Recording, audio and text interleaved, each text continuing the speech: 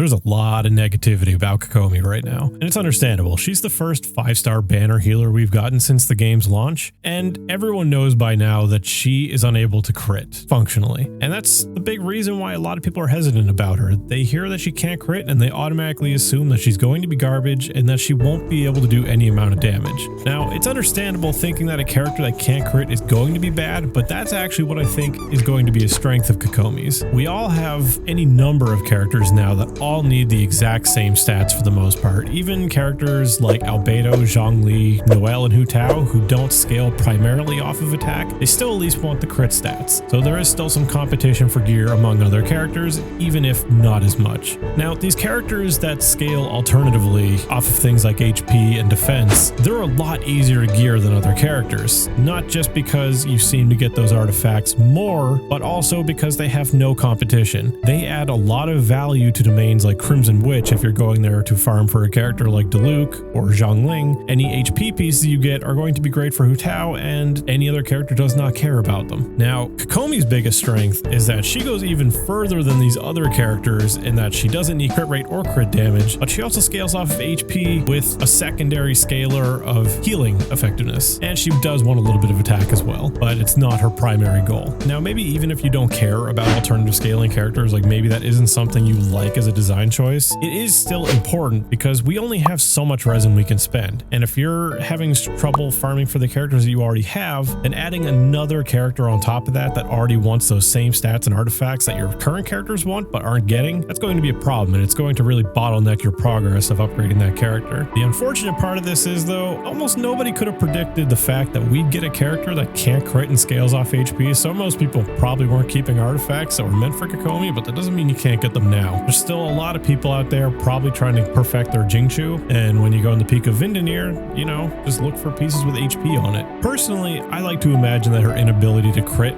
will make her function similarly to a character that has 100% crit rate but low crit damage. They're not going to get any major spikes, and they won't just RNG an enemy down because they get a bunch of lucky crits with high crit damage and low crit rate, but you will have consistent damage. And the upside to Kokomi is that since she is a Hydro Catalyst user, she should have the potential to vaporize a lot of her hits with a good pyro support like Zhongling, or maybe one we don't have yet. And those vaporize hits, they should, you know, help shore up the weakness of not being able to crit by just making her damage extremely consistent off of high base scaling and elemental reactions. Now, I think it's rather unfortunate that the crit aspect of her is the centerpiece to all the negativity surrounding her.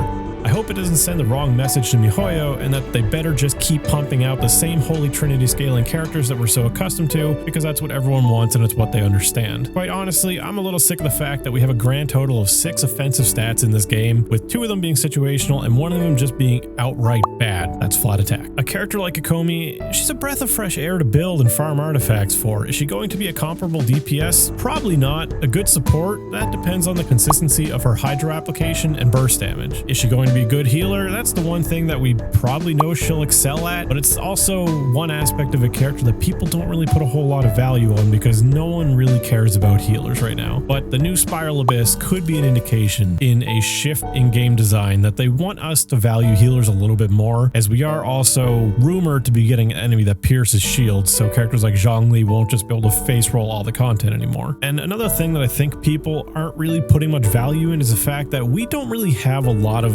Hydro characters right now, and especially Hydro applicators. Child is main field only. He's also a 5-star that a lot of people skip for whatever reason. Jingchu, he can only be on one team at a time, and everyone pretty much wants Jingchu on every team. Barbara is wildly inconsistent at applying Hydro, and she can only do it at melee range, and it's not even a good uptime. And Mona has poor uptime as well, and poor range. So Kokomi is coming in and filling a pretty niche gap of characters right now, and she could have good potential as that role. Now, for many people, Kokomi is a definite skip because we're approaching a period where we are highly likely to be hit by reruns of characters like Ganyu or Hu Tao, which are 2 highly desirable DPS by anyone who didn't get a chance to get them their first go around. However, if you do have a good roster of DPS characters already, then I think Kokomi is a solid looking support to pull for, and we don't get supports very often, so it's not always a great idea to pass them up when we get a chance. People already regret the hell out of skipping Kazuha, which was a majorly skipped banner due to highly requested banners like Ayaka coming up. And all this isn't me trying to tell anyone to pull for her or not to pull for because we don't know how good she's going to be. And I think one thing we can say for certain is if you're lacking really strong DPS characters and you're working with a pretty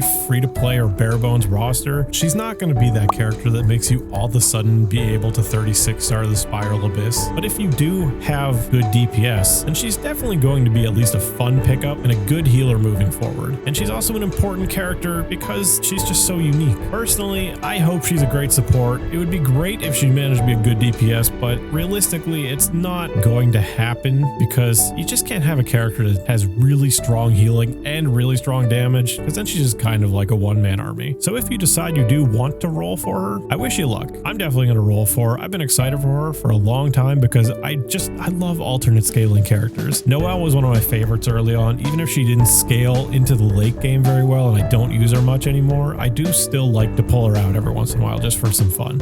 And a fun character that doesn't require crit artifacts that I'm already struggling to get is all I really want out of her. And like, I don't really care if she's amazing, as long as she's good, usable, and fun. But that's what matters most. I don't need her to be Ganyu. I have Ganyu. What I don't have is a character that fires fish at people. Freeze to the core!